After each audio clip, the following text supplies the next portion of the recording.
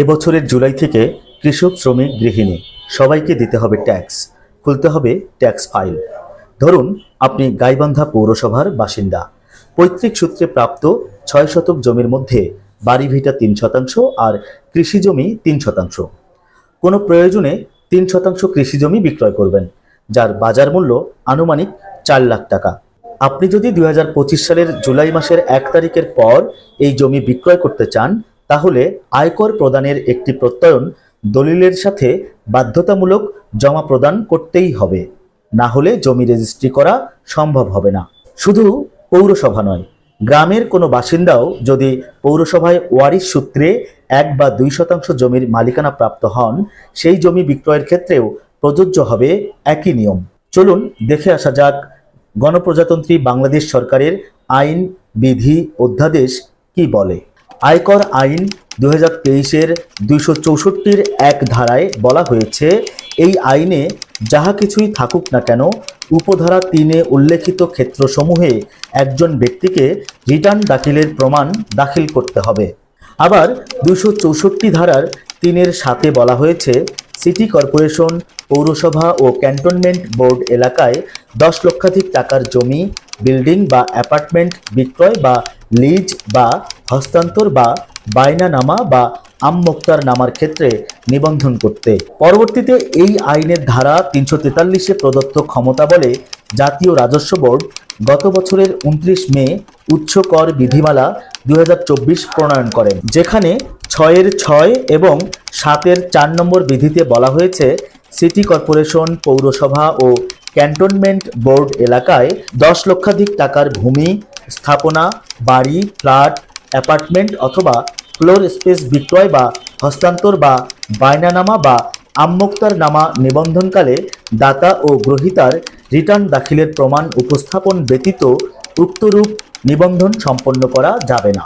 অর্থাৎ আইন অনুযায়ী নিম্ন আয়ের কোনো মানুষও যদি এককভাবে বা যৌথভাবে 10 লক্ষাধিক টাকার জমি বিক্রয়, বায়না, আমমোক্তার নামা দলিল করতে চায়, তবে তাদেরকে বাধ্যতামূলক আয়কর ফাইল খুলতে হবে, প্রতি বছর আয়কর জমা দিতে হবে এবং তার প্রত্যয়ন সাব রেজিস্ট্রারের কার্যালয়ে জমা দিতে হবে।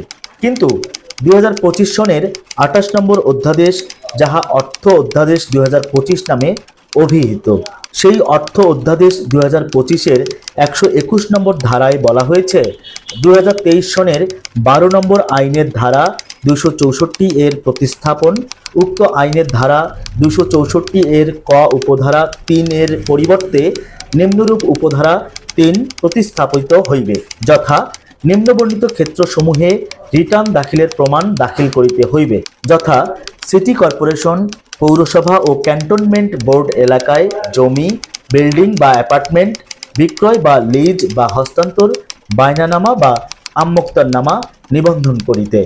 আবার চলতি বছরের 26 মে গণপ্রজাতন্ত্রী বাংলাদেশ সরকারের অধীনে জাতীয় রাজস্ব বোর্ডের জারিকৃত প্রজ্ঞাপনে বলা হয়, জাতীয় রাজস্ব বোর্ড আয়কর আইন 2023-এর ধারা 343-এ প্রদত্ত ক্ষমতা বলে জাতীয় রাজস্ব বোর্ড উচ্ছে আয়কর বিধিমালা 2024-এর নিম্নরূপ অধিকতর সংশোধন করিল, যথা উপরিউক্ত বিধিমালার 6 বিধি 7-এর উপবিধি 4-এ উল্লেখিত 10 লক্ষাধিক টাকার সংখ্যা, বন্ধনী ও শব্দগুলো বিলুপ্ত হইবে।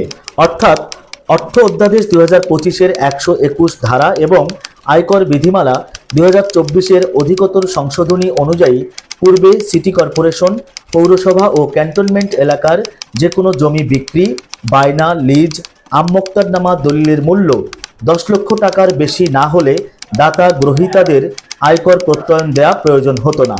কিন্তু এবছরের জুলাই থেকে যে কোনো মূল্যের, অর্থাৎ 100 টাকা থেকে অধিক মূল্যের জমির একটি দলিল নিবন্ধন করতে গেলে যে কোনো নাগরিককে আয়কর বা ট্যাক্স প্রদানের সনদ উপস্থাপন করতেই হবে।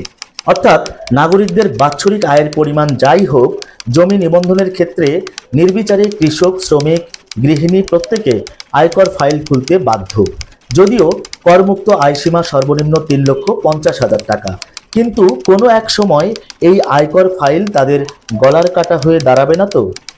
রাষ্ট্রীয় আয় বাড়াতে গিয়ে এমন নিয়ম দেশের কৃষক, শ্রমিক, গৃহিণী তথা নিম্ন আয়ের মানুষের জন্য কোনো বিপদ বা ভোগান্তির কারণ হবে না তো?